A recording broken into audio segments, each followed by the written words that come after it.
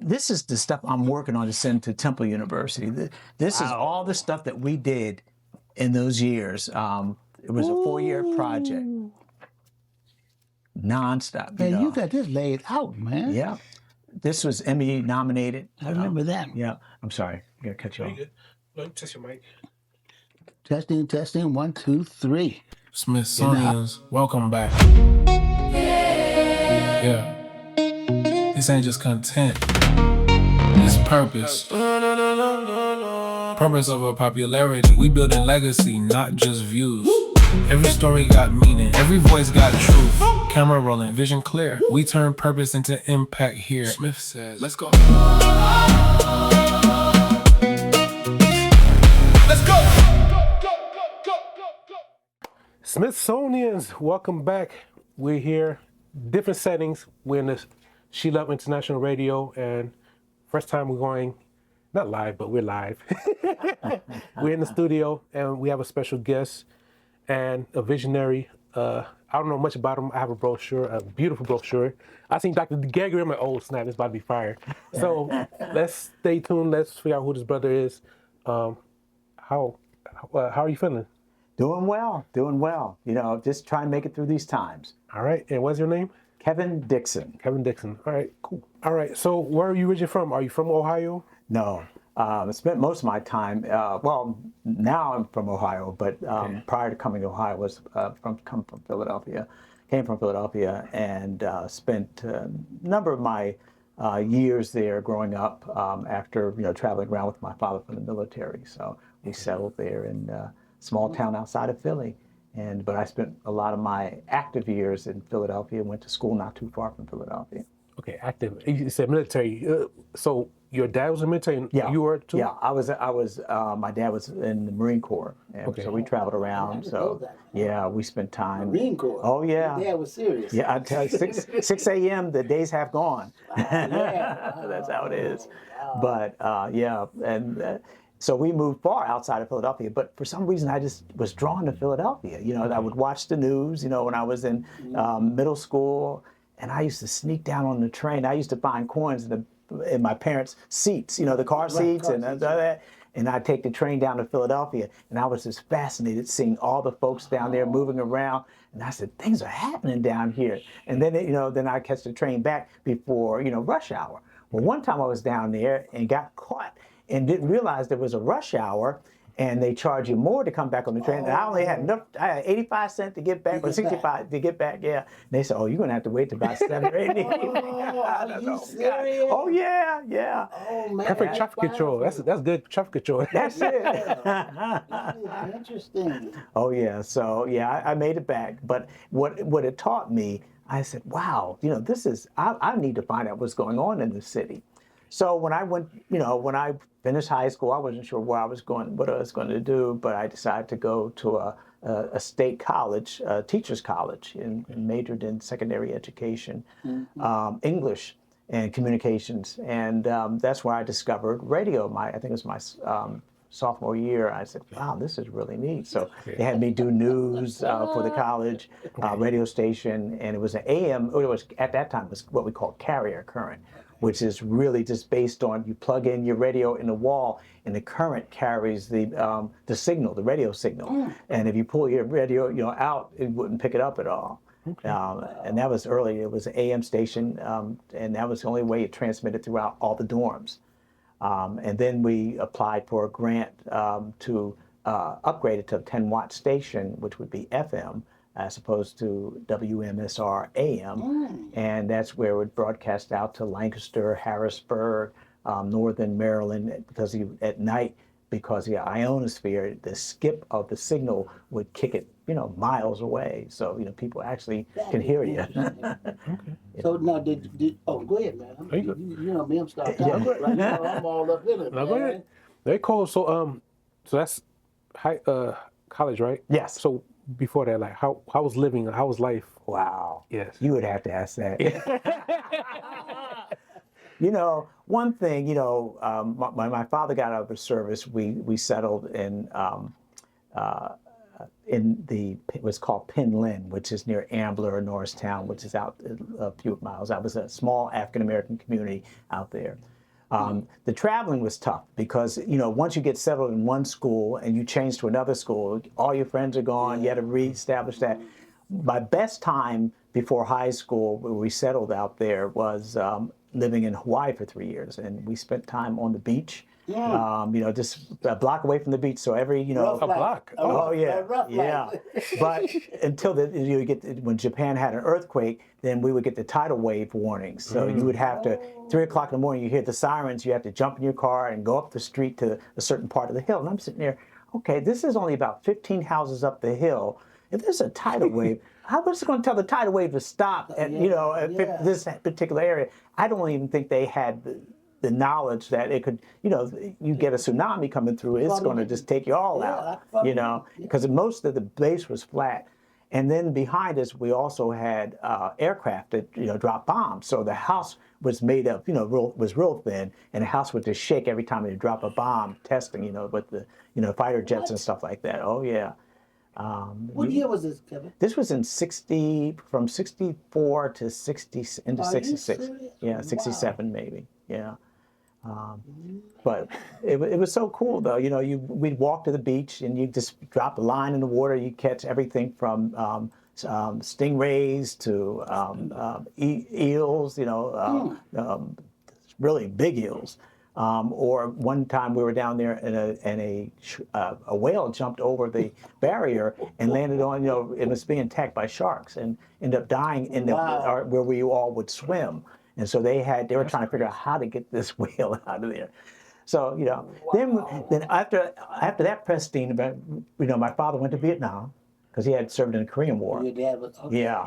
And we moved back to Philadelphia, the hard streets of Philadelphia. We moved right down to 51st and Chester, which is Southwest Philadelphia. And it was a transition. From Hawaii. From Hawaii. To Philadelphia. I was still walking around bare feet because that's all I did. I go to school in bare feet and all that in Hawaii. And when I got there, and my aunt said, "Boy, are you crazy?" And I said, "Well, I did it. It's no problem. This is nothing. She goes, "There's glass out here." And I said, "Oh, there's glass everywhere. The glass in the pool. So I want to ask a dumb question. Uh-huh. Can you swim? Yes. In Hawaii, you couldn't pass a class. You couldn't pass the next grade unless you passed swimming. Okay. So they would take us during the day to go swim. That was cool. So that was one of our classes. Rough class. Oh yeah. I passed with flying colors. and then you wanted to swim in the ocean. That was the cool thing. That's serious. Yeah. Oh, it really is. There was one beach on the other side of the island. We call Bellows Beach, and those waves would come in 14 feet, and they break right on the shore. So you'd be in about a foot of water, and you're looking up 14 feet. And one day I turned around. My dad said, "Never turn your back to a wave." And next thing I know was eating sand. Oh yeah, absolutely. So coming back to Philadelphia, it was a shock. Went to school. What was this? Abbott Elementary. Okay.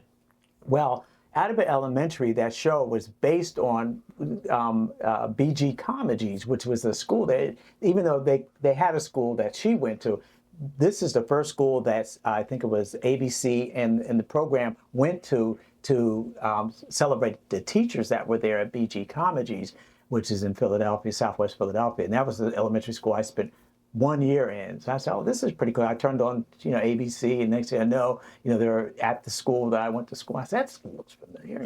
Sort of. So but my mom snatched me out because what I was doing in Hawaii, I was getting, it was fractions and all that. I get to Philadelphia, they're doing adding, subtracting. And I didn't know, fifth and sixth grade. Yeah. I was finishing before everybody else in the class and turning it in. And then I get an F in math. I'm sitting there, my mom says, "You've been bringing all these A's home." And the teacher says, "Well, I didn't know who he was." And I said, "What?" My mom grabbed me and said, "We're out," She didn't know. Your teacher didn't know. So you were there.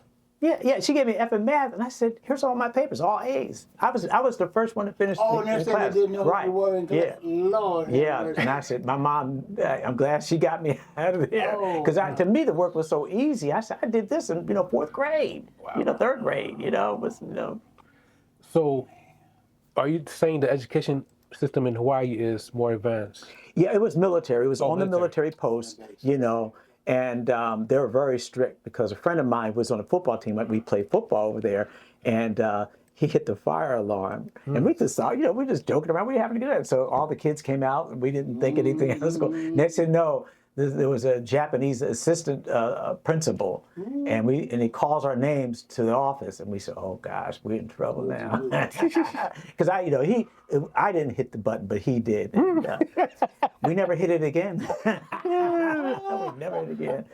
But Philadelphia, you know, they were having challenges. You know, my brother went to school, high school, when I was in try to get through 6th grade, and he was a half day of school. So they had so many students in that school, he would go from 8 or 7 or something like that to noon, and then would come home, and that was it. Yeah. So it was challenging. So my mom picked up on it, you know, because she knew all these years we had good education. So we spent no more than about a half year there, because we were staying with my grandmother until my father came back from Vietnam.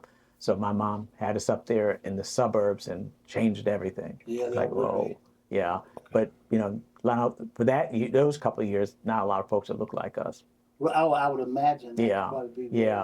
Until we moved to Penland. So. Because that's what I was wondering. Yeah. Your dad came back from Vietnam when? In 69, something like that. Okay. Yeah, but he was in the Tet Offensive. So but he was in special services. So he was, you know. But he said they still saw fire over there. Sure. You know, and he taped it because he's a prolific writer, and he taped a lot of the you know, issues going on in Vietnam.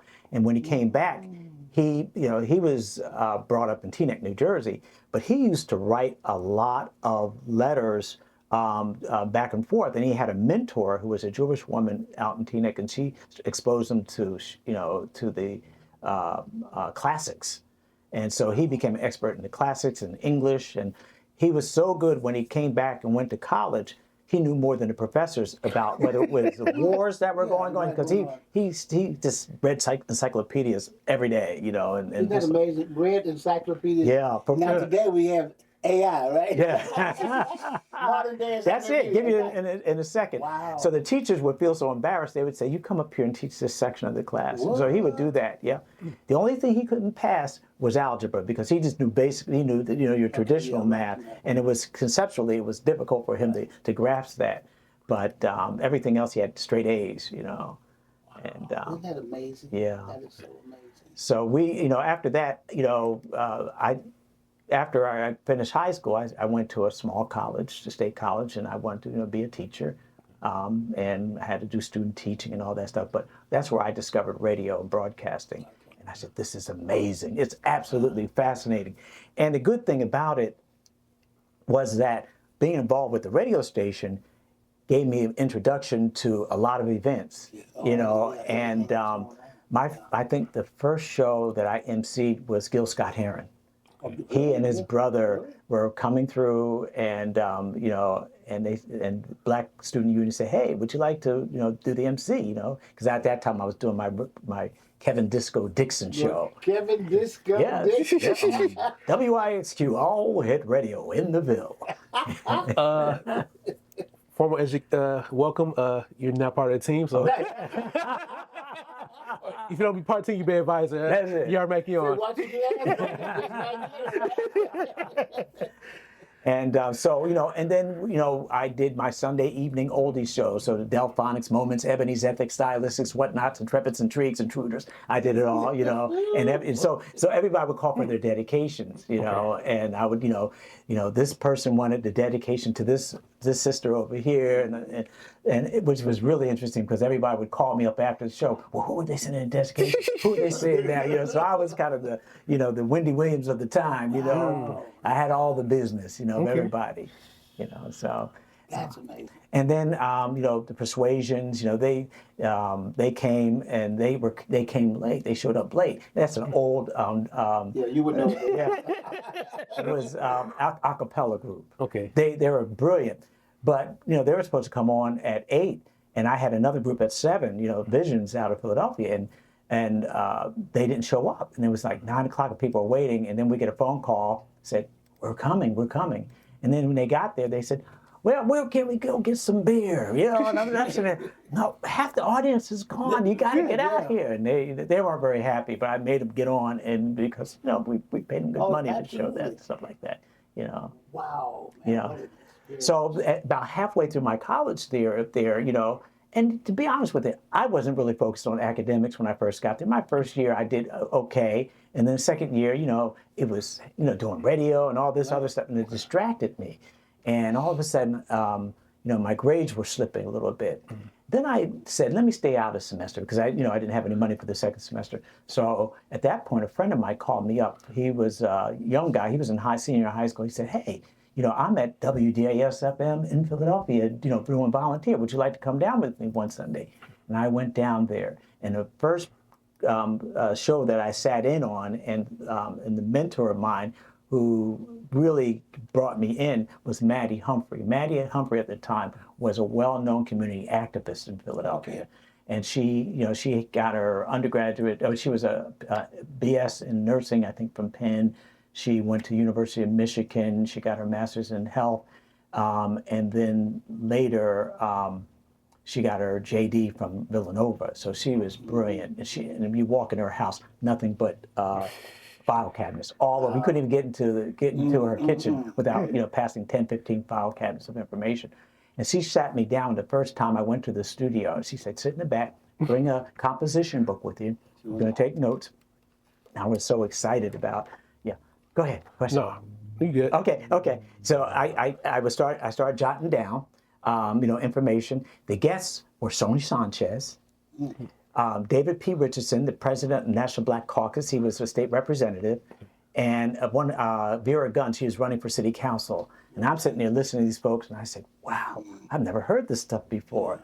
And she said, well, if you're interested in coming down again, she said, you have to write me a letter and explain why you're interested in coming down. Wow. And that, you know, changed my whole life. 8 years doing talk radio in Philadelphia. And for 8 years. 8 years. And Mattie had me supervise the AM programs because she only wanted people who are volunteering in the community. And as a result of your volunteer efforts, you get time on community service broadcasting. Philadelphia at the time was a 50,000 watt station. It broadcast to Pennsylvania, Delaware, and New Jersey. So we had people up in Trenton, you know, you had people in Wilmington, you had folks, you had most of Philadelphia. And this was 6 a.m. you had to get there. 7 a.m. the program, we did 3 hours on FM. And then you know, I would stay later and do the programs from like 3 in the afternoon to about 10 o'clock at night, just on Sunday. And then I had to get up and go to work, real work, the next day. Yeah. Wow. So that was life-changing. I realized how serious issues were, everything from business to politics to prison warehousing to, you know, computer science at that time. You know, we did everything. Sweet. So I want to steal your time. This is an interview for me. I'm going to steal your information, so I'm definitely going to need you as advisor. Community service broadcasting. I never thought about that. Yeah. Because a lot of people want to be on social media. It's like, how do you bring them here? Like, and she said the only way you're going to get on radio is if you're doing something for others in the community. You're volunteering, and that was her big thing. Yeah. She had come to the station 1968. Because it was a Jewish-owned station at the time. The general manager was Bob Klein, and the owner was Max Leon. And they wanted to have an intersection of both music and information. Primarily, a lot of the information around African Americans, but the music was an intersection. So they were the first. WDAS in Philadelphia was the first to break the Rolling Stones, the Beatles, the first to play Marvin Gaye, Stevie Wonder.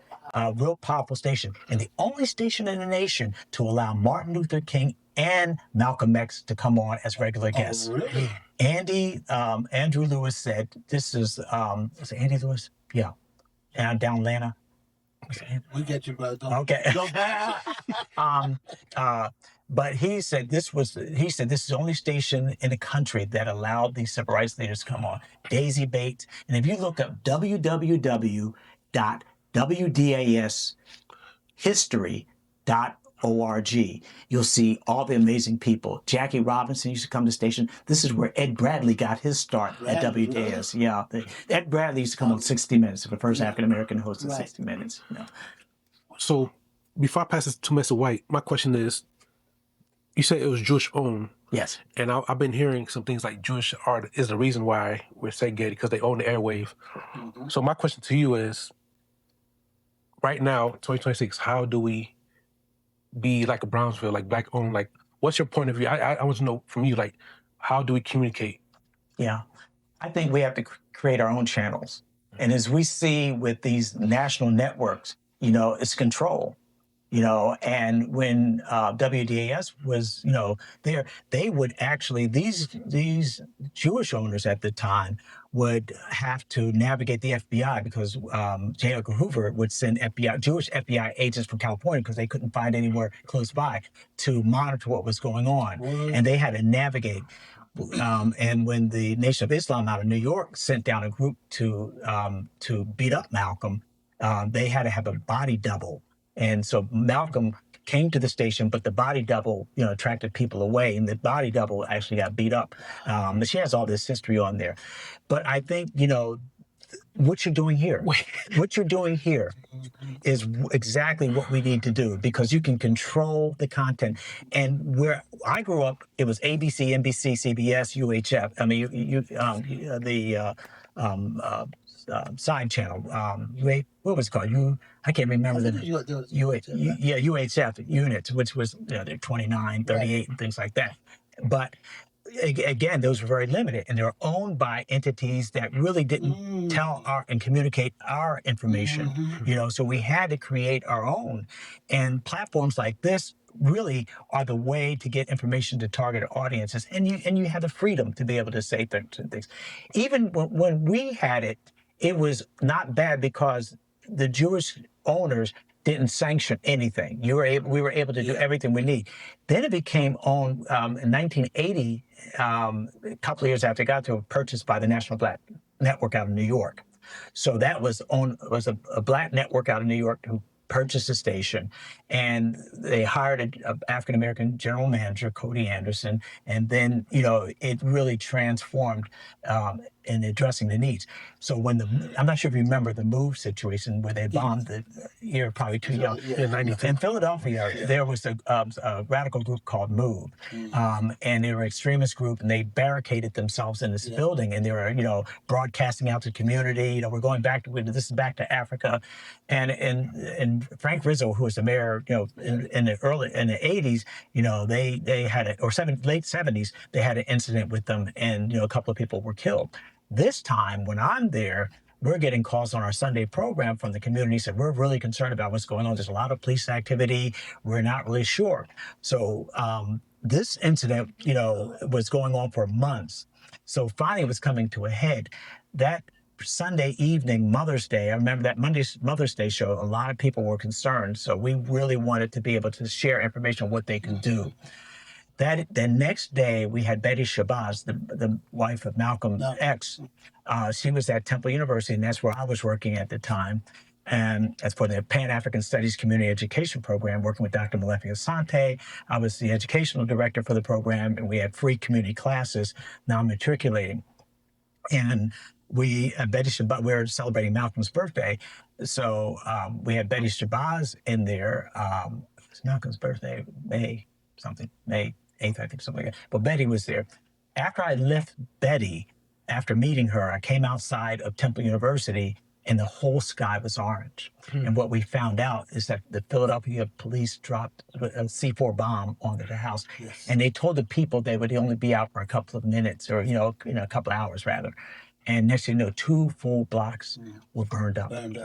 And I remember looking at that on TV. Oh my gosh, it was devastating, And so, we were covering it, So, that was one of the major stories that we had there, and it was a scary situation. You were early in the mix. I mean, you were doing radio. If you're talking about Malcolm and Dr. King. Well, that came before, that was in the 60s, and I got there in 1978. Okay. Yeah. Were you born in 78? No, 92. Yeah. And, but, WDAS was known for its activism in the community. It was known for being in the community. So our news department would actually they would do do first count interviews out there, whether it was the mayor, whether it was city council. We're down on the set. You know, I had my press credentials. You could get access anywhere. You could park anywhere in the city. You didn't have to worry about it. You could park, you know, by a fire hydrant. And you could get, yeah, oh yeah. And so it gave us great power, you know, to be able to access a lot of folks. And, you know, I learned from a lot of people down there because that was one of my favorite stations as a kid. And when I had that opportunity to go down there, and at first I volunteered.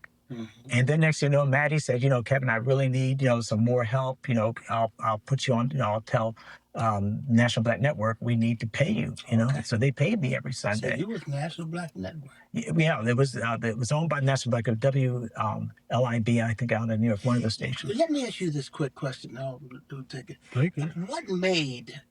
What made, because when I grew up in my community, which was a Black community in Pittsburgh, and the Negro community, the people who we interact and interface with most were Jewish.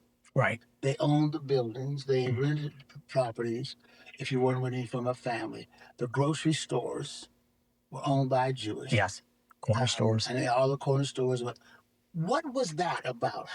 Why were they in that space? And why were they so open to us? Were they really open to us, or from your viewpoint? You know, because in Philadelphia, you know, when I lived in Philadelphia, you know, it was Jewish-owned community store. I'm not sure. I was young at the time.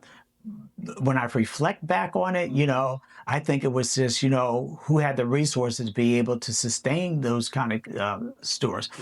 When by the time I was old enough in my 20s and worked at WDAS, you know, we would just go to the Cable On Academy. There were black marketplaces, the Strawberry Mansion. The city built these entities. So you had African-American businesses set up in Germantown, which is, you know, one of the regional areas of Philadelphia. There was a lot of African-Americans. So once I left certain aspects of Southwest Philly, you start to see where black businesses emerged, and you would you know, support them. So you could go get your fish, you could go get your fresh groceries, you go to the Nation of Islam, you can get information. And then you go to these brothers called, you know, they're from the Cable On Academy, which went to traditional African foods, and they would prepare all live foods, all raw foods. You would go to restaurants like that. You had Patterson's Way. So we had so much variety in Philadelphia. And so I worked at a state store when I was in college, you know, so I would travel to the Jewish community. I would travel to the Polish community, I would travel to Italian, because I was a temporary. They would send me to all these areas, the Latino community. You knew when you had to be in your car, you couldn't be out in certain areas or else you were in real trouble. Because my uncles were going to a party in this one section where they went to high school, but at night you shouldn't be there. Yeah. And my one uncle got beat by a gang up there, and he had a belt buckle stuck in his temple. And then another cousin, you know, he went out to party, and he went up with a track runner from Bartram, and he ended up coming out of a party, and this gang called the Dirty Andes chased him down. The track runner got away. My cousin got caught. With a white gang? Yeah. So you had to be whether you're in the Latino section, whether you're in the African American section, you had to know. It was very regional. The Polish community, you had to be out of those sections when it got dark. You know, now that's interesting, because when you look at that, I grew up in Pittsburgh. This is before, so I am 84, so I was in probably, 42, in the 50s, in the early 50s. I lived in Pittsburgh in the Negro community. Right. They had the Negro community, Italian community, Slovenian. Yes. Now, we could get around in Pittsburgh. We went anywhere we wanted to go during the day. Yes. And I never thought of it as a kid at that age. Right. Because I wouldn't be out late at night. Our thing was like, you better be home before them damn street lights come on. Yes. You could come. But Pittsburgh, the Pittsburgh Courier, which was major, I found now, they were sending news everywhere. But for some reason, Pittsburgh was such a community that, in terms of us going to school, you know, education, everything was integrated for me. Now, my mother did pull me out of public school and send me to Catholic school. So maybe that's one of the reasons why I was able to not run into as much segregation. And and the same thing in Philadelphia. You had the Catholic schools where and some of them probably at that time were probably segregated, but you got education. Yeah. When I worked for Junior Achievement in Philadelphia, I used to go to these different schools, and I would go into schools where I used to meet with executives from Arthur Anderson, Arthur Young, Pinwalk Corporation, Merck Sharp and Dome, these major corporations. I walk in there morning, they would have a bar across the back of their office that said, "What would you like to drink?" I said, "Well, no, I'm not going to, I don't drink, I don't do it." And so, but I would go to their kids' school. Their kids' school, where all the executives sent their kids, Sun Oil Company, all that stuff, looked like a castle. They had 6 students to a class and 1 instructor. And then I go to Philadelphia, whether it's an Italian school or African American predominant school or things like that. And the kids, the teacher's sitting there reading the paper, chilled out. 30 students in class. 30, 35, kids all over the place. And I saw the difference. It's almost like we need, they were taking care, they were making sure that these are going to be the future leaders. Absolutely. And this was middle school and middle school and high school. That's right. And I said, there's a big difference. And I was involved with radio, so I knew what to look for when I was in that space. And I said, this is absolutely amazing. And they set up their own. We're the wealthy, and they're going to go to these schools where they're going to get the best. And these other schools were just marginal. I'm sure, a lot of people. They were holding pens, probably. Yeah. Basically holding pens. Yeah. And if your parents were astute enough to say, okay, I want to put them somewhere else. My mother was at the time, she was a beautician. And so she had her own, she shared a beauty salon. But Mom could afford to pay.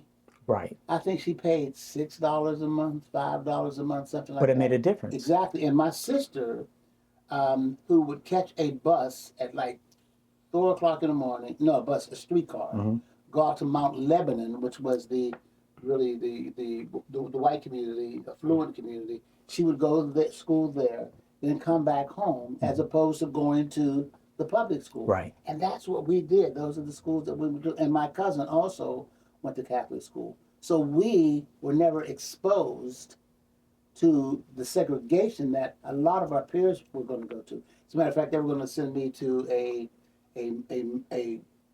boys' school for a Catholic boys' school, and with all the brothers were, the brothers who were in the brown. Got it. And I'm glad that didn't Hey, what you trying to say? What's our boys' school? What you trying to say, high school? I would go.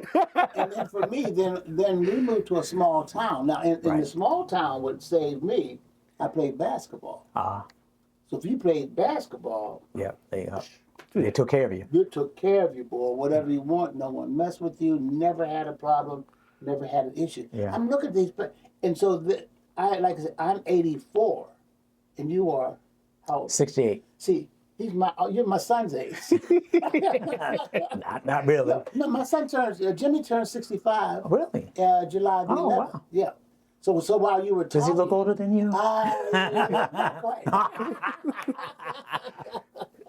But it's just interesting to hear what you were sharing, because I got out of the military. I got out of the military in '68. Oh, wow. December '68. I did. I got 8 years. Wow. And your dad was going into Vietnam. Yeah, probably 68, 69. Yeah. And he had Marine Corps since the late 50s. Right. Yeah. Yeah. And and I think that's what saved us in all the environments, because we had responsibilities. He was hard on us. It wasn't easy. Oh yeah. Even with playing, little league football, baseball, you got these drill stars screaming at you, yelling at you. You're not running fast enough. It's crazy. But yeah, I decided when I did 1 year of ROTC in college, and I said, this feels too much like back then. I'm done. I'm done. When they turned the lights on at 5, they said we're going on a reconnaissance mission. So we went that night, and the next morning at 4:30, they got you up, turned the lights on, and I said, I can do something better. I think one thing that's powerful, but having that sense and the instinct and the history to be able to make some quality choices at that time was just a plus. Where without the dad being there, without him sharing with you, you just went along and did what all the other guys did. And I had good uncles who you know, also some were in the military. And again, you know, I had an uncle who would take us all the, you know, baseball games. He was a police officer and made sure that, you know, we saw Willie Mays, Willie McCovey, all those stars back then. You know, and then other uncles who were more into entertainment. You know, so when I was I was introduced to Patti LaBelle because she went to my grandmother's church. So all my family members knew Patti, and I remember the first time I met Patti was going to a club, and I said, "Hey, do you know Miss Jenkins?" "Oh, I know Miss Jenkins. You know, my uncle David, you know, Foxworth." I used to read all Patti's letters that she used to send him because he used to dress up in like a large, he was 6'7", so he dressed up as a thermometer at her, and he would shoot people with glitter all over the audience, you know. And so they were really tight friends. Yeah, really. My mother used to take her to lessons because they didn't have a car at the time when they were with the LaBelle, I forget what they call it, Bluebell, something like that. Wow. So what question stimulates you between us, man, and all this history, boy? I want to hear about your school, though. He's just a teeny weeny, man. He's 30 years old. Oh, my goodness. Yeah, 34. Yeah. Oh, wow. So my question, I'll come back to you towards the end, like, but my question for you now is, while you're doing this coverage, like, what kept you going? Like, was it like, I know it was colorism going on, like, basically I'm trying to say, like, when you're doing journalism, I'm assuming they go based off your color, like, you're able to fit in. So what kept you going, like, seeing all these great people, what resonates, like, what can you pass down to the next generation of people that's in media? You know, one thing I was, when I was in college, I interviewed Mumia Abu-Jamal, and he was at WDAS as well. Before he went to, tell me who that was. Mumia Abu-Jamal was a journalist in Philadelphia, and he was one of the top African American journalists. But he was also supportive of MOVE, the MOVE organization, the Radical Back to Africa MOVE organization. And, you know, even when he was with PBS in Philadelphia, he would always say, you know, at the end of his newscast, he goes, "Mumia Abu-Jamal on the move," you know, and a lot of stations didn't like that. Oh, yeah. And he said, "Kevin, one thing you need to do is always look and read international papers, you know," and at WDAS, he said, "Never believe the press. Never believe what you hear. You know, you get your firsthand sources." And he gave me some really good advice. He ultimately ended up having an incident where a police officer was killed, and he, as a result, and he's still in jail, and people are still trying to get him out. And it's been a big fight. You know, it's been a lot of court cases over probably since the 80s. And yeah, people like Ed Asner. I mean, you go to Switzerland, free Mumia. You go, and this free Meek Mill and stuff like that was nothing compared to free Mumia. You know, people globally, because they knew the Philadelphia police would always set up cases and things like that, and would always try to entrap folks. Yeah. They say it was his brother. You know, they never got to it, but they're holding him because, you know, he was the pillar and the voice a lot for, you know, the movement of MOVE in Philadelphia. Philadelphia police were probably seen as being pretty corrupt at that time. Yeah. I used to get stopped all the time. I'm driving a new car because I'm working 3 jobs, you know, and all of a sudden I get pulled over and they say, "Take your keys and hang them out the window." You know, and then they see I had a key and they would just drive off. Wow. Or they stop me. And then so eventually I said, let me get my press badge. And so when they come up to the, I just flash my press badge and all, they say, "Oh, how you doing? Can we help you find someplace?" You know, all of a sudden the story changed. You know, because they couldn't see a young man at that time. I was like, you know, 20, 21 years old with a 22 years old with a brand new car. You know, like a LeBaron. Exactly. I was getting stopped all the time. You know, and that was on a regular. So, you know, but the experiences, you know, so what it taught me talking to Mumia and others, all the news people were, you know, top of the line. So it really gave me a foundation that life is serious. And Mattie Humphrey stayed, you know, she said, "I don't want you to be involved in the commercial side of the station at all." Because, you know, but I'm sitting there looking at the commercial side. You got Teddy Pendergrass coming down there. You have, you know, Michael Jackson coming down. You have Diana Ross coming down. And I said, I've got to be involved. So I would sneak out every once in a while. You know, somebody would get me some tickets, you know, and I'd be hanging out with the folks. We used to go to, you know, hang out with the 76ers. We would have, you know, events at the zoo and the reptile house, and they would have all this lavish food. Teddy Pendergrass invited me to, he didn't invite me personally, but through a friend, I got invited to his birthday party. Wow. And this guy had about 500 folks in there, but he came around to every table and, and said, thank you. Right.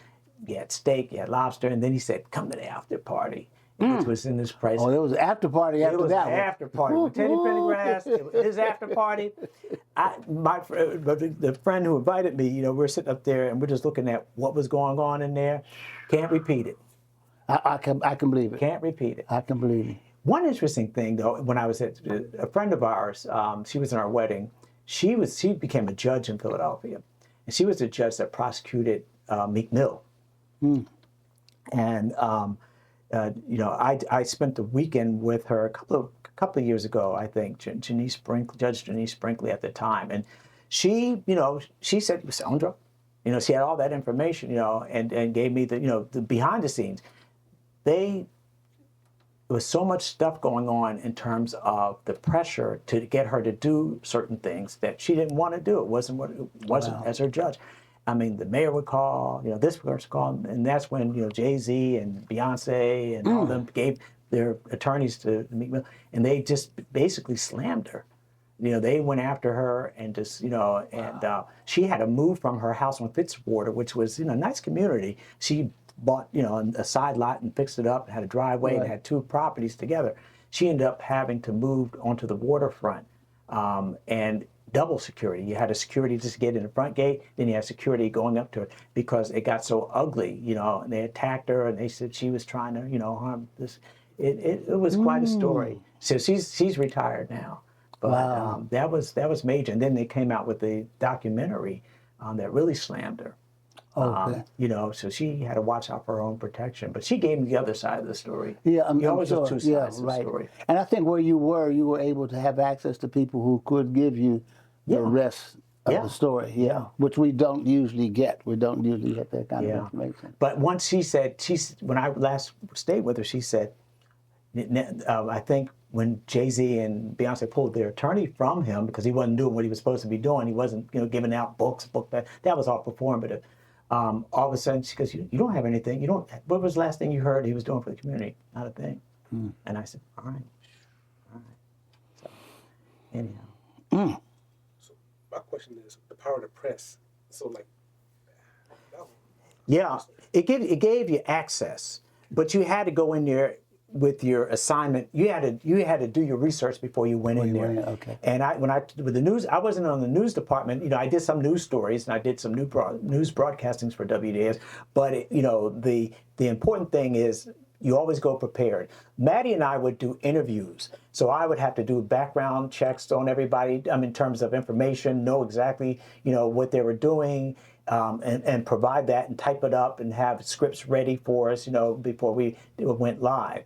And so from a journalistic perspective, you knew basically before the people walked in, their background, their information. So you can always ask the questions. And a lot of times, if you were doing it from our news department, they went in with information, so they knew when somebody wasn't telling the truth. Right. They already had it, one of the journalists, I'm still in contact with her. She was the one that her father was the general manager, and her grandfather owned it. She does work in Philadelphia still.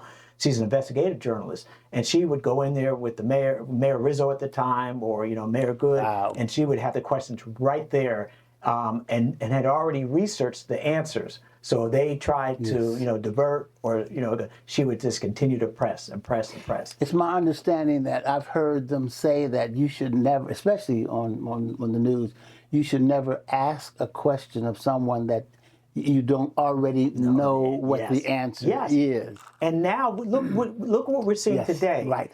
I hold a microphone in front of you all, and you just tell me what's going on, and then that's the story. Then they stop. And they may get the other side, but we don't check the facts. The original sources. When I did my research for my dissertation, it was always about going to the original sources of information and being able to document that information. So what do you see today when you're watching TV and you're watching entertainment? It's not even edutainment. It's entertainment. It's entertainment. Entertainment Tonight, and it's so sad.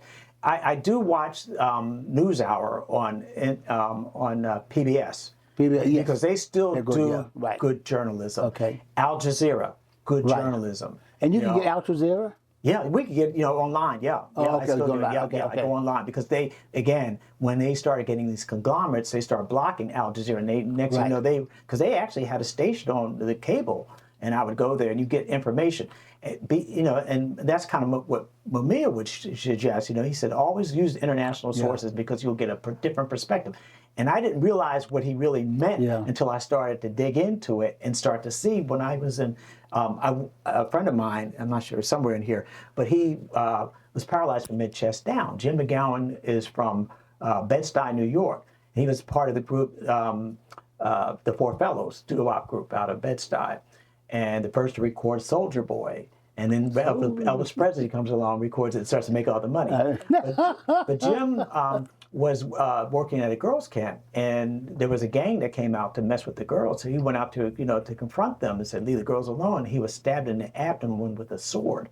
What? And when he went to the emergency room for the repair of the stab wound, they gave him a spinal anesthetic, which paralyzed him. What? And so it was hard for him to get around. He just felt that, he was being scouted by the Brooklyn Dodgers at the time to play professional baseball. Wow. And all that came crashing down. But he saw that as an opportunity, and he transformed his life and decided to say, you know what? I'm not going to stop singing. I'm going to continue to sing. And then I'm going to, he said, I'm going to continue sports. So he was one of the champions in Pennsylvania for wheelchair sports and the disabled. Okay. He created the all disabled rowing regatta on the Schuylkill in Philadelphia. Yeah. He taught individuals how to fly sailplanes. He was the first person who was as paralyzed as he was, mid-chest, to skydive. And he would skydive into the water into the Pocono Mountains, so he wouldn't break his bones and things like that. Yeah. And he won the Starcrest Award skydiving with another paralyzed skydiver who actually had an accident. He had done over 20,000 skydives when he was and decorated in the military.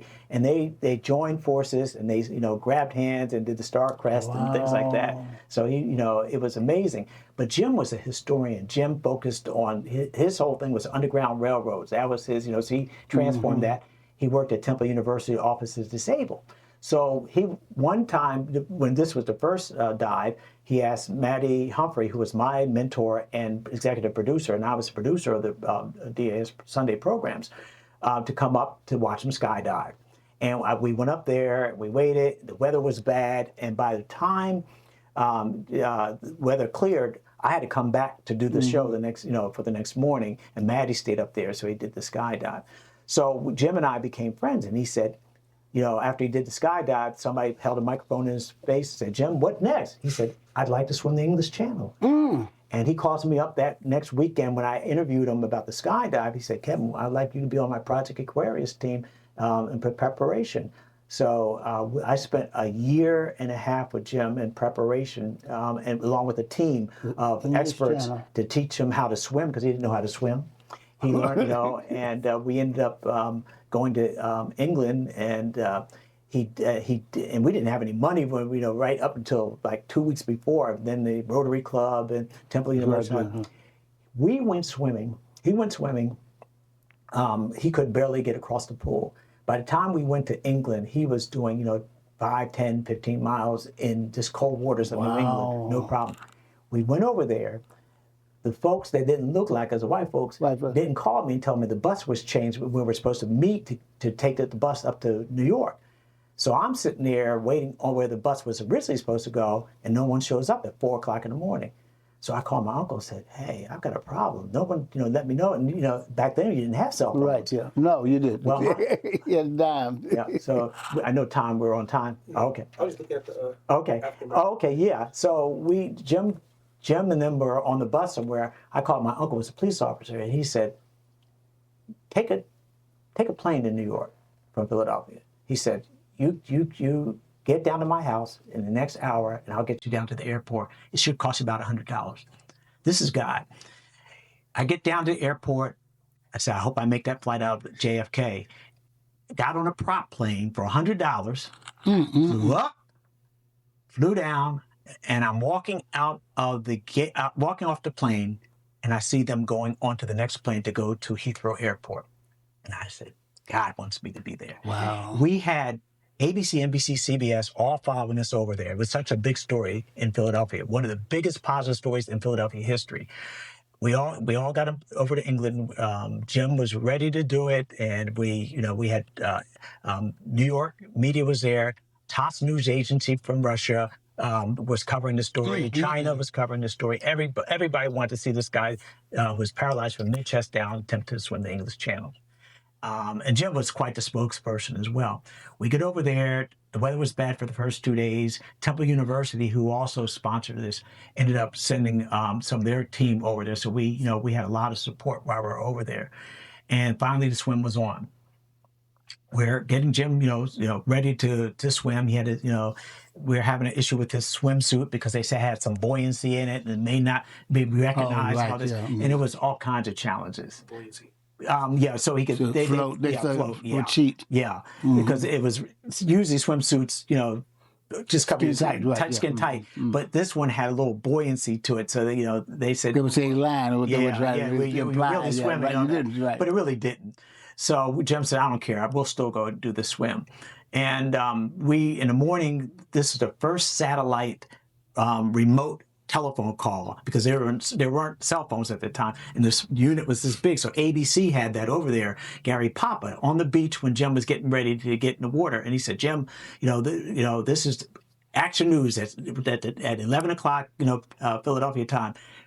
Jim, we got Jim right here on the beach getting ready to go in and all this, and all the, all the coverage was there. We had cameras all around, photographers from all these different stations. And so Jim was supposed to put in his catheter properly. Oh. And, because on the boat ride over to Shakespeare Beach, he was trying to put in his catheter, we were greasing him up and all that. He didn't put it in right. So, and this is some pictures in there as well. If you could, it's the black and white pictures that are on there. The only thing is black and white. It should be in the inside. But right there. Yeah. And so we're going over there. Jim gets out, does the interview because he wanted to talk to all the media. Right. He was good with them. And he started to swim. 2.5 hours, and we all had sync, said, Jim's in trouble, he'll raise his hand on it. And I looked and I saw Jim was struggling. And I said, huh. And he said, Jim, to the right, to the right. His coach was calling him out and all that. And Jim was just starting to flounder. And all of a sudden, his coach said, Jim, do you know where you are? He said, yeah, English Channel. He was very muffled. I said, something is wrong. He started taking on water. I could see water going in his mouth. And I said, Lou, we got to get him out of there, And, the kids that were with us, part of the team, didn't realize it. And I said, look at him, Lou. He's taking in water. And all of a sudden, he started going underwater and bouncing up. So finally, I saw his hand raised, and that was the signal to get him out. And Jim claims at the end, he said, "How was the signal to get me out?" And he said, I thought everything was going fine, but he was totally out of it. Yeah. So they pulled him out of, the kids tried to pull him out of the water. That was, his training team. They couldn't lift him because he was over 200-something pounds. Oh, so really? the crew from the ship or whatever it was called at that time had to pull him out. Foam was coming out of his mouth. We thought he was going to die, so we were all trying to keep him warm because the water was freezing over there.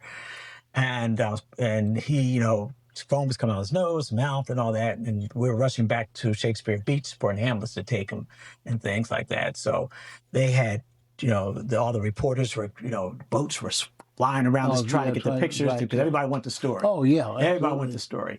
And we got him back to the beach, and then they were going up these small steps about this wide, and it was like, a good 3 or 4 stories up. So if you fall off, you can forget it, And I said, you all can take them. I want to be around for another couple of weeks because I said, just my luck when these kids push me off the side. They got him to the hospital, and when they finally stabilized them, they made the determination it was autonomic dysreflexia, which is the backup of urine in your system, which creates confusion, nausea, vomiting, and all these other factors. Autonomic dysreflexia. And so when he came out for a press conference, all the media standing around, we walk out with Jim. Jim starts talking. He said, I'm sorry, Philadelphia, and everybody that was watching. He said, I really tried to make this work. And he said, I did my best. And he said, you know, and then he just broke down, started crying. And next thing you know, it hit the presses. Right. You know, and all of a sudden we get all these well wishes from around the country, around the world, around calling in.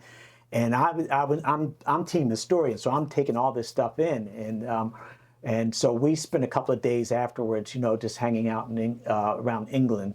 All the media left, so we couldn't get free fancy meals. We said we had to go back to my scones and tea in the morning, because I went into a bakery looking for a sandwich, and I said, "Oh, I want that sandwich that you have in the windows. You can prepare that." And they said, "Go grab it." And it looked like a sandwich that had been sitting there 3 weeks. Probably was. Yeah. Oh, it looked horrible. I said, and I said, "Do you have any mayonnaise?" And they went to a drawer, a utility drawer with all those tools in it. They had no food back then. Now I heard it's a food mecca. Probably, but you know, but when we got back, you know, we flew in. They bypassed. What do you when you come back? Yeah, what is that called? we're checking in. I know what you're talking about. Yeah. They check your passport and all that. All that. Because you know it was such a big story. They said, "Don't even worry about it. You walk on through it. You don't have to be checked for anything." And the buses. Immigration. Immigration. Yeah, so all the cameras were there in New York when we got to JFK, and then we hopped the bus from JFK after we got off there, and we headed back. Got back to Philly, and it was a mecca. Everybody was just so inspired by Jim's story. Oh, I would imagine. My God. Yeah. And so the city of Philadelphia, City Council, they hosted a parade in the middle of the week. Wow. All networks were broadcasting it live. Wow. And we were walking down, they had the Temple University band, thousands of people were into the bell tower area. It was magical coming back. And that's amazing. I just, you know, it was one of the most exciting experiences that one could have, you know, especially, you know, I think at the time at 28. 28 years old. 28 years old. It's close to your age. And everybody was stopping you everywhere you went, you know, and Let me ask you this, man. Yeah. I didn't know any of these things about you. I knew that he had this background in the DJ. I had no idea, no idea. With that background, having had those kinds of experiences, and being here in Columbus for how many years now? Would have to ask that 30, almost 40. 40 years? Yeah. And then what do you see today? When you're looking at the news, when you look at what's going on in our society, when you listen to the comments that people are making, what goes through your mind? With all that background, you must look at this stuff and say... Superficial. Oh. Superficial. When I got to Columbus, when I left Philadelphia, the news would open up. You know, such and such was stabbed on here. Two gunshot victims went here. You know, 3 people were shot and killed here. You know, at that time, the mafia was big in Philadelphia. So, you know, someone coming out of a restaurant and gets shot. Yeah. I thought it happened everywhere in the world. That's what they did. You say, you know, Frank the Hunchback, Riccobini got shot coming out of the, you know, Italian restaurant. You know, and I mean, everything was serious in Philadelphia, you know. And so when I got here, because the mafia was big, yeah, you know, and I would go to casinos, you know, you knew what was going on in casinos, another, you know, interesting aspect. And so when I got here, I picked up the paper, started reading the Columbus Dispatch, and I said, okay, what else is going on? I said, everything is shut down. I said, when I first moved here, I went looking for a sandwich at 9 o'clock, you know. Philadelphia, you get a sandwich at 2:30 in the morning, no problem. I go here, 9 o'clock on a Sunday, looking for a sandwich, everything's closed. I said, oh my God, it feels like the blue laws in Pennsylvania, you know? I said, you can't, everything's closed, you know, the malls are closed and everything else. And then when I turned on the news, I said, well, let me watch the news. And all of a sudden, well, we're out here in Reynoldsburg for the Tomato Festival. And I said, yeah, Tomato Festival. And then they said, then they went to Tomato Festival and Ohio State Fair and Ohio State. I said, well, where's the news? Where's the news? And again, the Tomato Festival. Yeah. But now, when I hear these shootings, and I hear the crime, and I hear the stabbings, you know, I'm sitting there, this feels like Philadelphia when I left Philadelphia. This is starting to feel that way now. And, you know, there was so much of the fluff news, the light news, and there's no criticism, because I was, you know, a member of the National Association of Black Journalists here. They used to meet at my Adam H. offices on Saturdays. So all Jerry Revish and Angela Pace and all the newscasts, Those would come right down here in Columbus. Yeah, and I was part of the NABJ in Philadelphia, things like that. But yeah, so I think Columbus is growing, but I don't think they expected it to be growing this fast with all the problems. I saw these problems in Philadelphia where you have to have 5 locks on your door. You have to have a bar on your car because you won't have a car the next morning. That was a standard. And people would always. I remember New York was like that. I was in New York. Yeah, boom, boom, boom. Yeah. I used to go up to New York. My uncle used to invite me up to New York, take the train up, and take me to different places. He used to have me. Maxine Brown, he knew Maxine Brown, so he said, you need to know these people. He'd tell me all the people I need to know. Wow. Gloria Lynn, I would talk to her, things like that. So he exposed me to a lot. And, one thing I discovered, which recently when I just finished talking to Robert Hooks, you don't know who Robert Hooks is, but he was an old theater guy. Robert Hooks was, was involved in acting back at, he's 89 years old now, and he's still, but it's always activism. It's always activism. Everybody back then was involved in the movement. Well, okay, when you think about that, right now where we are, our young people, my grandkids, I have 10 grandkids and I have 9 great, they aren't involved in any activist movement. Right. I don't even think that they are really aware of the fact that there is activism. We took good care of them. We thought that we don't want you to go through what we went through. Yes. And we did, and I'm victim to that as well, and all of a sudden, because I had to grow up, you had to scrap for everything you wanted, exactly. And now, we were able to provide our kids with cell phones and all that. I had to go out, I had to do it. I did newspaper work, so I was delivering newspaper when I was a kid. I worked as a bus boy, where the chef would drop the steak on the ground and sweep it back up there. Yeah. You did everything you can to make some money. And now, parents were, let me buy a baby boy, $20 sneakers. Yeah. I had kids. And a car. But not kids. What is it with the star on the side? What are those? Converse All-Stars. Yeah, Converse. All-Stars. Converse All-Stars, right? You wore those until your feet came out the other side. And these kids are, 3 months later, they're, these Michael Jordans are already expired. Right. Yeah. And they save the shoes. Yeah. Until they can buy. They used to tie the knots around the shoes and throw them up on the lines. I've never done that. I've seen that. Yeah. But that's all. Every time I would see that in Philadelphia all the time. And I never knew what that was even to this day. Yeah. So our kids today, then it's an injustice. I mean, we haven't really prepared them. And is that because we didn't understand that what we're seeing today from administrations would be here? Do you feel that we felt we were past that? That was behind us? Yeah. Or I knew there were going to be, rollbacks and there would be plateaus, but to this degree. Yeah, nothing like this. Now, my cousin worked for 45.5 for 19 years as part of security detail. So I knew about him when I used to go down to Taj Mahal, and my cousin would say, here's a front, here's an oceanfront room for you, don't worry about it, because he was chief of security at one point. But the stories he told me, he told me I cannot repeat. Unless he said, I'm going to have to die or other people are going to have to die before I'm able to share with what I know what went on down there. Wow. And he told me just a couple of things.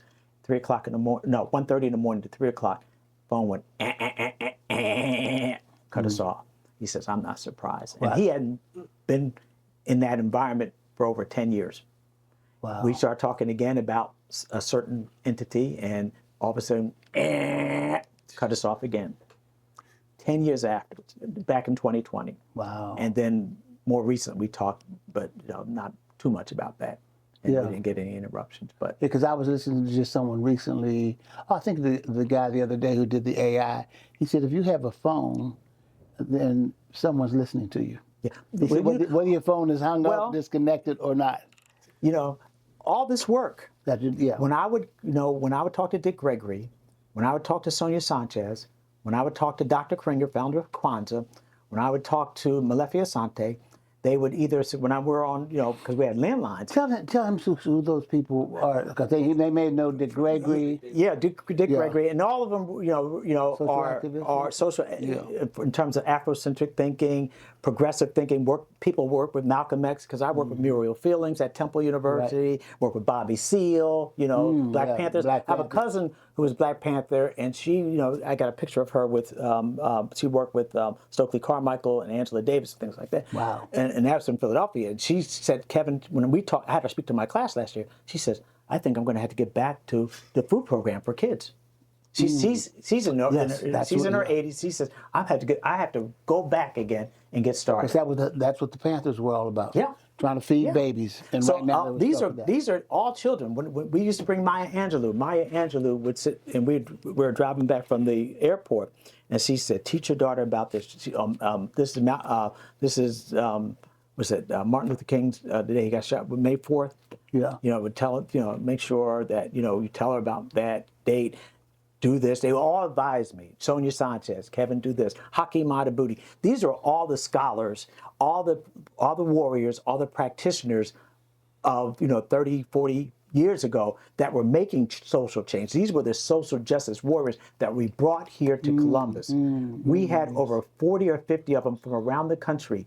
But when I would talk to them on the phone, they would say the FBI is listening, and I hear the beep.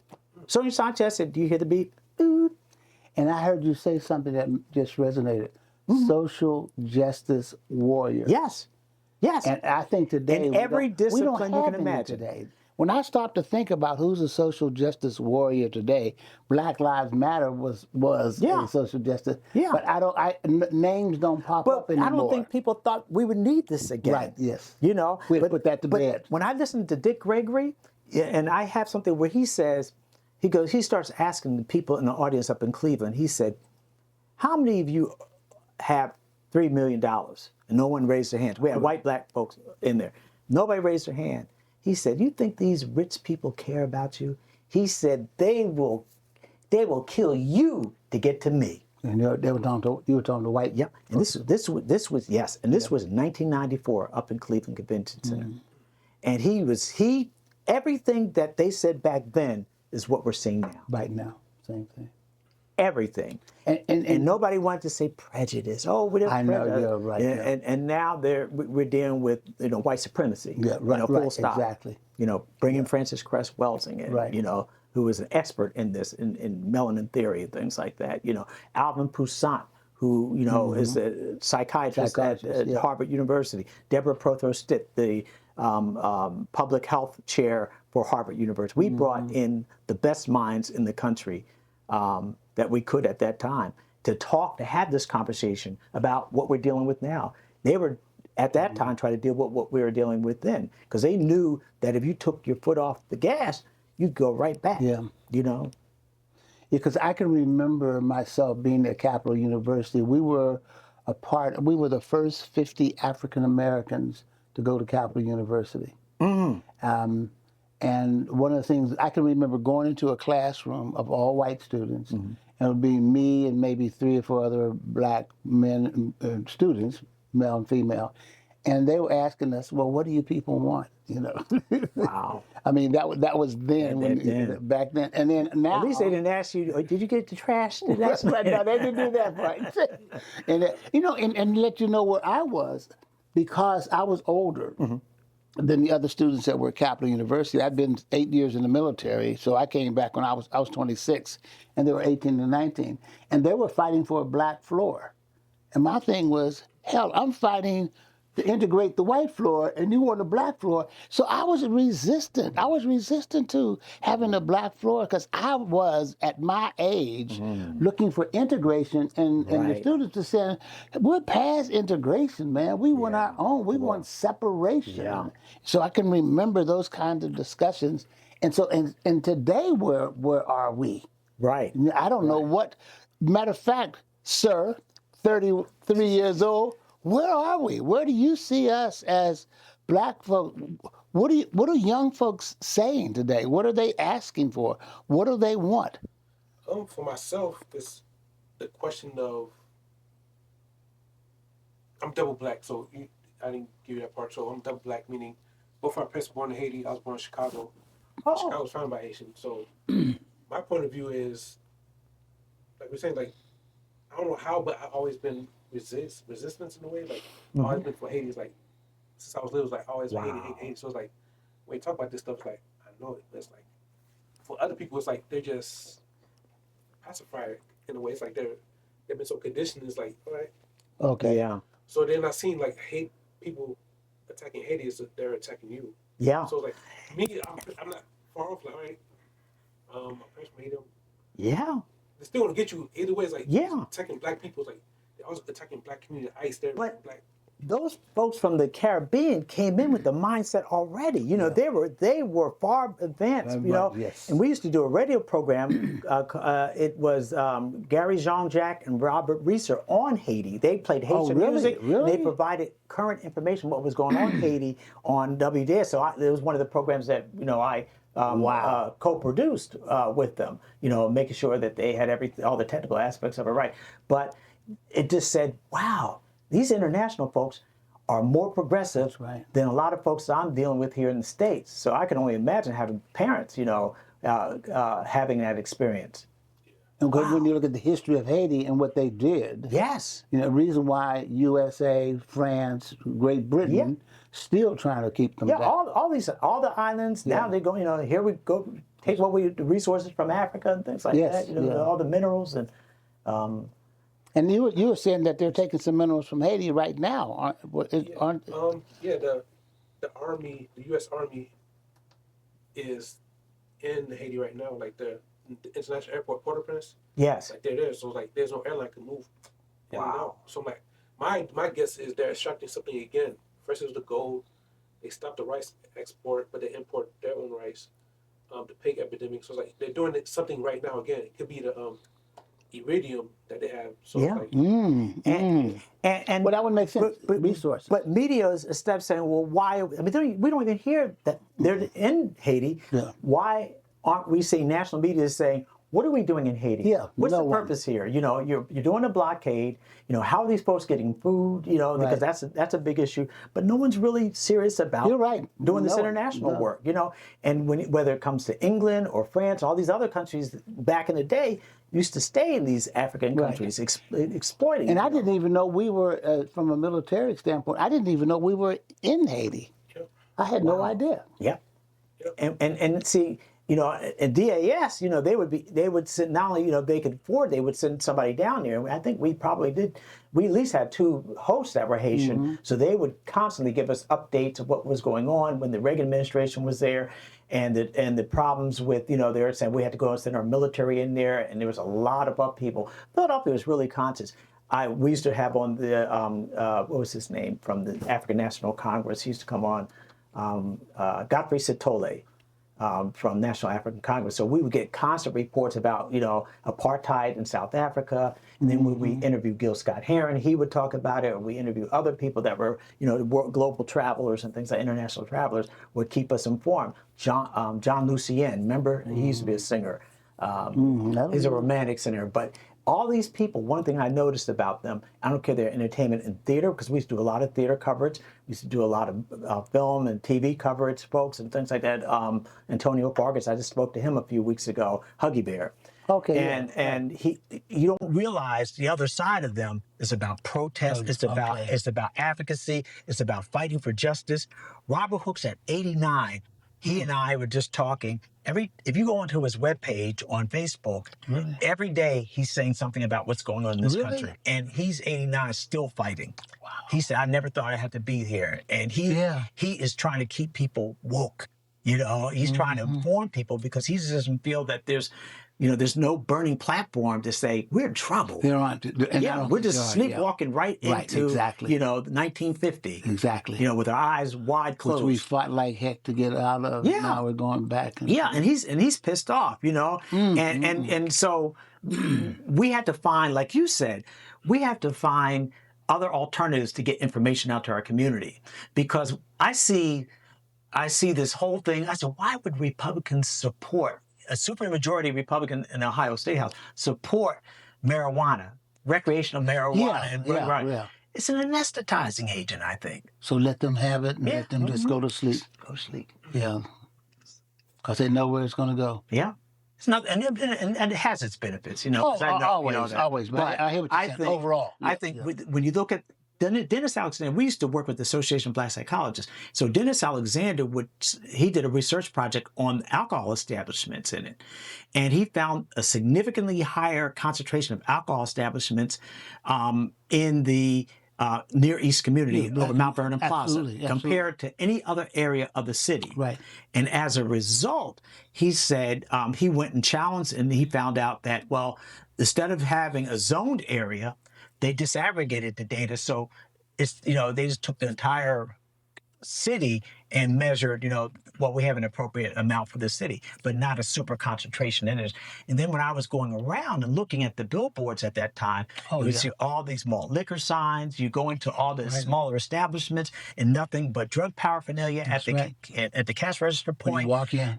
They have Monster and all this other stuff. And I started looking up some of this stuff because I had to do a sermon one morning for St. Paul AME Church. And I started putting in information in the computer. And when I put Monster and all this, you know, all this other hyper caffeinated stuff, it just said you put in some vodka, it was all this stuff, had more alcohol stuff than anything in terms of health benefits of this stuff. It was how do we transport this into an alcoholic beverage? And then how do we educate our own folk that these kinds of things are happening so that they won't continue to consume those? That's a major move. You just can't tell them. You can't say stop doing this. Right, You know, what's the alternative? You know, because right now, you know, the pain a lot of us are going through pain. Yeah. You know, that little bit of alcohol, little bit of weed, and that little joint. Yeah, that little joint. You know, it's just to keep me from pushing me over the edge. Exactly. What's that song? You know, I know. Yeah. Yeah. What is that? Yeah, that was a good one. Yeah. I'm so close to the edge. Yeah. So I'm trying not to lose my head. My head, right. Yeah, you know. And then, you know, you have to understand, too, the systems were always trying to, you know, medicate you, you know. That's right. So there was, can't remember the source, but it's just talking about that. I would say Charleston White. Charleston White. He just mentioned that we're being drugged again. It's like we've been put to sleep again. Yeah, It's called psychotherapy. So therapy, like now, if police can't arrest you, like you say you're hallucinating something like that, they put you in a camp where you don't need consent because of what do you call it? Not disclosure, or not disclosure, but like something you can't disclose your health to other people. Oh, okay. Right. Privacy. Yeah. So that's how they gonna start putting people in a medical institution instead of prison. So like that's In fact, when I started in the system, it was deinstitutionalization that was going on. So they were releasing folks they were required by law to release folks from mental institutions because they were just warehousing folks. They were letting them all out. Just like they were warehousing folks in prisons. Right. You know, so, but they didn't, you know, we didn't have a community-based system at the time. So we had to ramp up very quickly a community-based system. And that's why we ended up doing this work, because we knew a lot of folks going into systems that didn't understand our culture and our history, you know, with misdiagnosis, you know, because, you know, we would get from some of the agencies, the psychiatrists, some of the staff were telling me, psychiatrists are saying, well, you know, this person is paranoid schizophrenic because they're saying that the police are following them. And that's not something that they should be saying. Right. And then we realized the police are following, right? You know, or they would give us misdiagnosis, over medication, over hospitalization, underutilization of community-based services, and greater severity of diagnosis. You know, so we get the worst of the worst. Our kids would be diagnosed with oppositional defiance disorder. You know, fire starters, all the real, you know, tough end. While the white children were getting diagnosed with ADHD. You know, and we'll work with you. You know, the others were, you know, we gotta be careful of you. Right. And see so that was the impetus behind doing the Afrocentric training project, was to try to look at an approach to better understand our mental health issues and challenges, whether they're organic, whether they're environmental, and things like that. So, we would have we had the best psychiatrists, we had the best psychologists, African American psychologists and psychiatrists, and we had the best social workers through.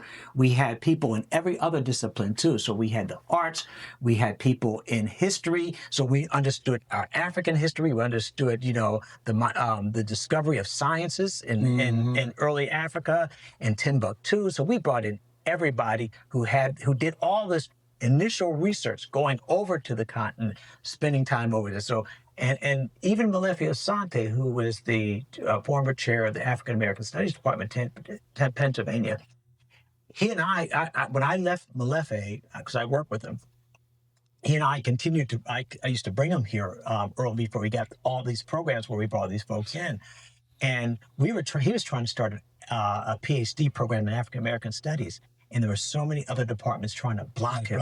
They were meeting on Saturdays to try to figure out how to stop that. And we're just trying to educate our community and create our own PhD program. We want that power, and he was the first to develop that. And, he actually hired me on staff to run the Pan-African Studies Community Education Program. And he's so renowned. He's written more scholarly books than any other African-American on the globe. That's what I was going to ask you. You have a wealth of knowledge and a tremendous amount of history. And not only that, you remember everybody's name and even how to pronounce those names, right? It's like, Lord, when you say something wrong, they'll get right back on you. Get on. Yeah, and you're right there. So, have you published, or if you haven't published and you should be published, would there be who should we be reading? Where are we getting the information? Right now, this is the first time we've been able to share this information, and I'm sure Brother Francisco is not going to stop now. But why aren't you published, or who would you recommend? Say there's some young folks out there, and I know the people who are listening to him are saying, how do I get more? Who should they read? What should they do? How do they get the data? We used to have, when we brought folks in, so you bring in Hakeem Matabuti, Third World Press. He used to bring his bibliography with him. When we brought in Wade Nobles from Oakland, Wade would bring his bibliography. Right. When we brought Bob Williams in, who was the founding member of the Association of Black Psychologists, and he was the one who created something called the BITCH test, the Black Intelligence Test for Cultural Homogeneity. And it was a 100-assessment item, talked about our culture. Say that one more time. Go. It's called the BITCH test. The Black Intelligence Test for Cultural Homogeneity. He was on my dissertation committee. I wanted him. Yes. Because what Bob did, he created a 100-item assessment because he was saying that the tests that we are providing our kids, the so-called standardized tests, were culturally biased. Absolutely. So he designed his own test, and I have to get you a copy of it. But, okay, that would be great. Yeah, that really would be. It would have everything about our culture. So it would be, he'd ask you about, what's Mother's Day? Right. And Mother's Day would be the welfare check. Right. Or he would say, the Foursquare, which would be a dance, He would also have in there, what is Gospel Sunday? Chicken on Sunday, chicken dinner on Sunday. Right. But it was around our culture. Gospel word, So he passed this out to a lot of his white students in his classes and said, this is your entrance test, basically, to get med school, something like that. And he showed them. So everybody, because they didn't know anything but Eurocentric culture, would fail this test. And I still use it when I do some of my trainings. Now I do an abridged version, not the, like 20 items. Right. And so he presented before the U.S. Congress, and he showed them that, he would ask them, where's the ball behind? They would show a picture of a ball and a sofa, and they would ask the students, on the standardized test, where's the ball behind the sofa? And the black students would point like here on top of this, and they didn't realize what sofa was. And he said, what I did, and he's the father of Ebonics. Okay, Ebonics, right. And he said, it's not teaching kids bad English, it's meeting them where they are and bringing them up to a standard of English. Mm-hmm. And he said, here's your test that's standardized, and you're asking kids, where's the ball behind the sofa? And the kids would get it wrong. And when he changed the word from sofa to couch, because that's what we use. Right. Got it. Where's the squirrel beginning to climb the tree? And all the kids would point at the top. You know, the black kids would point at the top. And then he said, you know, in the South, where he was actually standardized this test, Southwest or Southeast, they didn't use they didn't use the word beginning. When he changed it to where is the squirrel fixing to climb the tree? Going right there. Yeah, fixing, because they, you know, Right, fixing you it. fixing to go? Fixing to go, right, yes, You know, right, that's something like right, that, yeah. you know.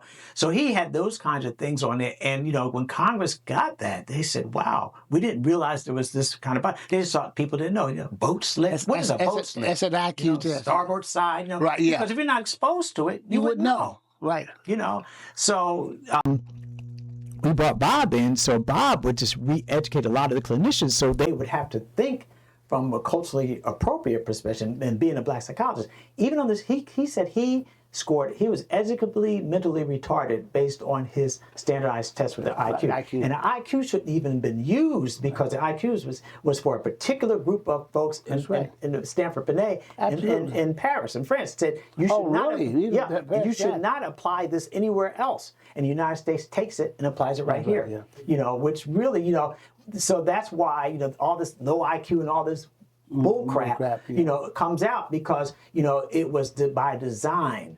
How these things were typical things that they've always done. Yeah, all you know, the games they've always played. And said, you know, and then they come out with books like The Bell Curve, which was this book to say that African Americans are, you know, they're not reaching the median need mode of standardization, you know, and they're an outlier, things like that. And these things were built on false assumptions. They didn't know the community. So we have to stop depending on someone else to define us and doing the research. And who we are. Right. These folks are original researchers. And all so of them. We need to get to that. Yeah. They have journal articles, and that's where we need to go, is because they did the scientific approach in doing research. So, you know, yeah, books are good, and there's a lot of good books that are out there, and a lot of them most of these folks in here have written multiple books.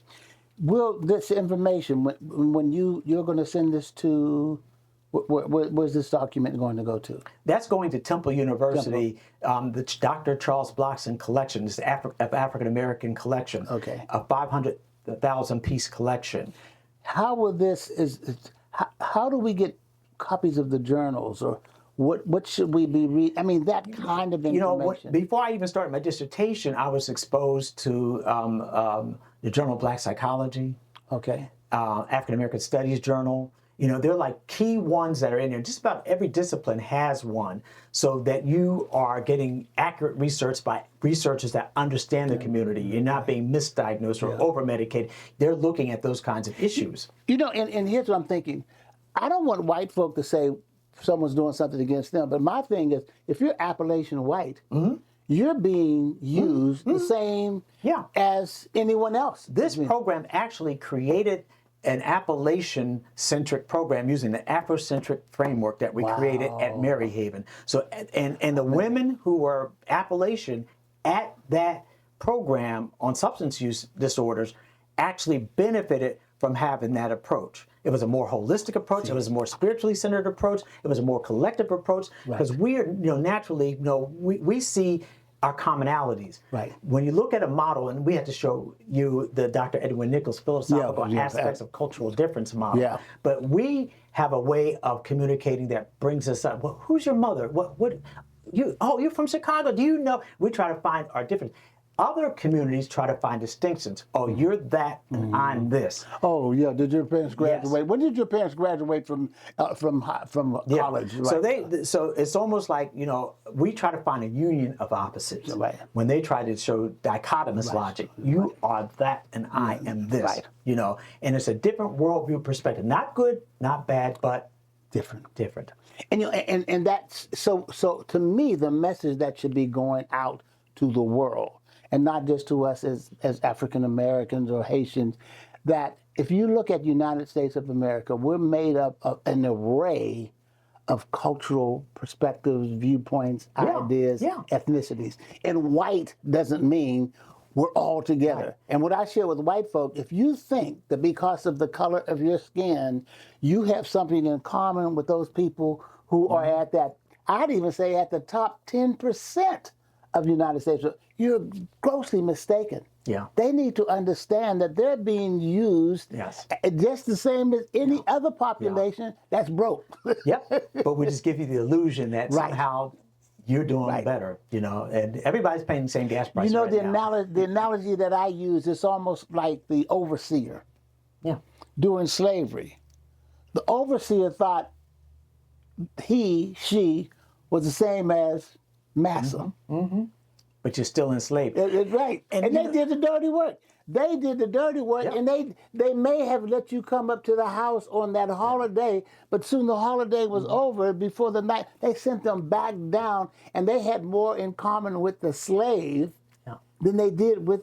But people just don't understand, because I think there are people who don't even want to look at what slavery was.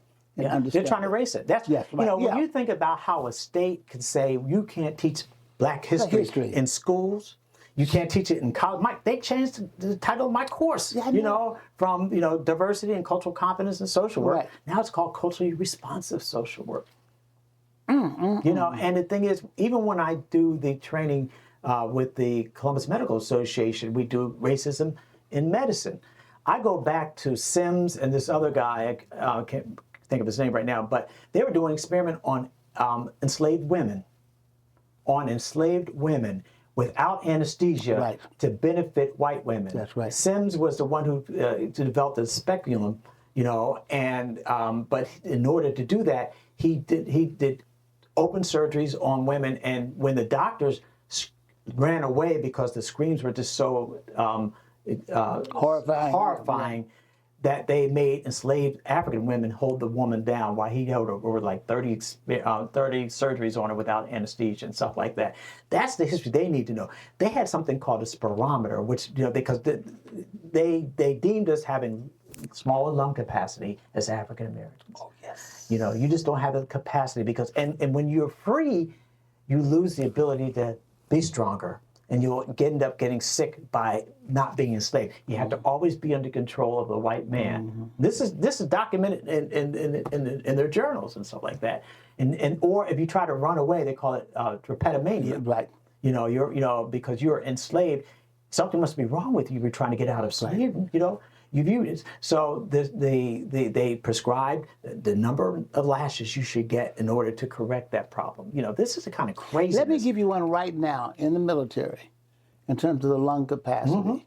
What we're finding is that African Americans are not able to get the benefits based upon their lung conditions because of that same model. They use the spirometer, and so they say because we assume that Jim has lower lung capacity, we'll give him a lower rating, so the benefit he could get, he won't even know, because he thinks he has 10 points more. He's going to. They did the same thing with the glomerular filtration rate for renal disease. They gave you extra 10 points, and we are 99.9% exactly the same. And the differential is within group and not between groups. Wow. So we're closer to white folks in terms of our genetic makeup than they are within themselves. Right. And so as a result, hundreds of thousands, I'm not sure how hundreds of thousands, but thousands of individuals eligible for renal transplant weren't even put on the list because you got an extra 10 points. And millions and billions, I would even say billions of dollars of VA benefits are not being given to us because of that piece around the lungs. And that's been documented. Just heard it just the other day. Do you think it's by design? Of course. And so... Well, let me say this. I think it's by design, and I think there's a whole lot of ignorance. I think people have been doing something that says, well, the study says this, or the result, and they don't even know where the heck the results came from or how they were able to pull those Second-year medical students still believe that African-American skin is thicker, so you don't need as much pain medication. Black women go in with heart, whether it's palpitations, whether it's skip heart, or whatever, they go in for a heart episode, and they're thinking, the doctors will ask them, and I think things are changing in certain places, are you shopping for drugs? Just go home, take a couple aspirin, you'll be fine. White women come in with the same symptomology and symptoms, and they get tilt table tests, they get nuclear stress tests, they get all the standard tests. So now, doctors, they said what we found is bias. White doctors have this bias in medicine. And they said, if you did the general population, there's a negative association, 77%, yes, I think it was 77% of whites in general believe that they have a negative association with black folks. Yeah. So they did this large study, looked at physicians, of white physicians and black physicians. White physicians, 77% have a negative association with African American. Yeah. Black physicians have no bias. They're bias free no matter who they're working with. That's why when you say we need more black doctors, because they understand, because again, the socialization process and this education, but there's so much history in medicine. So people like Dr. Laura S.B. Bell, says, we need to create Made for Medicine. I'm on their board of Made for Medicine, and a number of other folks, because they need to develop African-American doctors. But you can't wait until they get to high school and graduate, because we see what this is doing to a lot of kids here in Columbus even, getting out 12 and saying, well, what do I do now? I don't have any skills out of that. So what they're doing is working with elementary school students, That's what middle school students, high school students, and then when they get in college, supporting them there. When they get to middle school, supporting there. And they, we're, I think, seeing their first generation graduating high school now. That's interesting, but because Dr. Craig, who was a very, very good friend of this, my brother, who passed away about 10 years ago, when he went down to Ohio State University, he was responsible for the whole med school and getting more minorities. And what he found, he would have minorities come into med school, and he would have white students in med school, and the white students were coming in at 4.1, 4.2, 4.3. The blacks were coming in with 3.7, 3.8, 3.9, and he did a study and research, and what he found out was that the white students just had opportunities to have more exposure to the different data, information, books, what have you, as opposed to so it wasn't that they couldn't do it, they just didn't have access to that kind of information, that kind of data. And the doctors I know, there's a couple of folks that had specialties. They said that a couple of doctors shared with me that they would go into some of the frat houses where the medical students were staying, white medical students were staying. Oh, the tests. And not last year's test, this year's test. Yes. And like the doctors that I talked to said, we started our butts off. We worked hard, and these guys are getting the answers going in. Had them all. Yeah. Fraternities, frats, across the board they do that. Yeah. It's and how do we say this and people start to believe us, as opposed to believing, oh, they're just black people, they're just complaining because they're not capable, they're not equitable. Well, that's the story they want to create. And they've always done that, just not smart enough. That's what the bell curve is about, and all these other books that they continue. And then somebody else was trying to do a new one to say that you just don't have the cognitive ability to be able to do this, and things like that. Our kids, and some of our kids are impacted by trauma in these communities. If you're walking out every day, you see somebody get shot every day, that's going to have an impact on you. Absolutely. And what happens is you start to develop, and Bruce Perry, who worked with Oprah Winfrey, they wrote this book, What Happened to You? And Bruce Perry is a white psychiatrist, MD and PhD, and so he did this book, The Boy Who Was Raised as a Dog, which is an excellent book, and it really said that, he examined the neurosequential processing of what happens with the brain. And he said a lot of the brains of the kids that live in environments where there's a lot of trauma, regardless of, of race, is dedicated here, the fight-flight center, your brainstem, because you got to be able to pop off, and so it increases your cortisol level, your heart rate's always beating, you're always ready to pop off.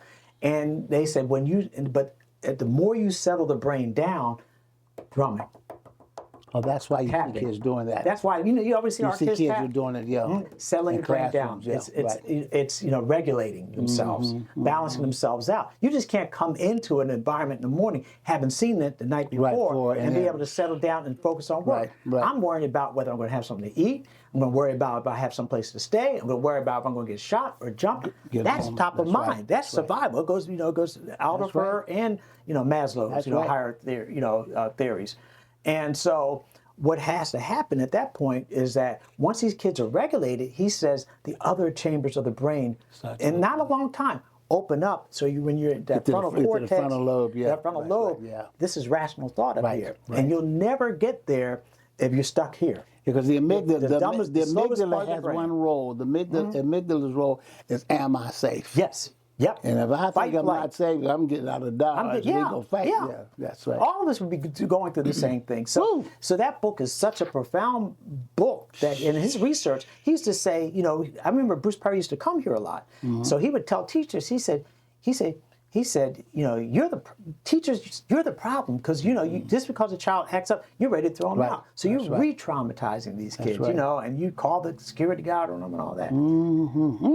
But we need to sit down and we're going to start. We can go through segments.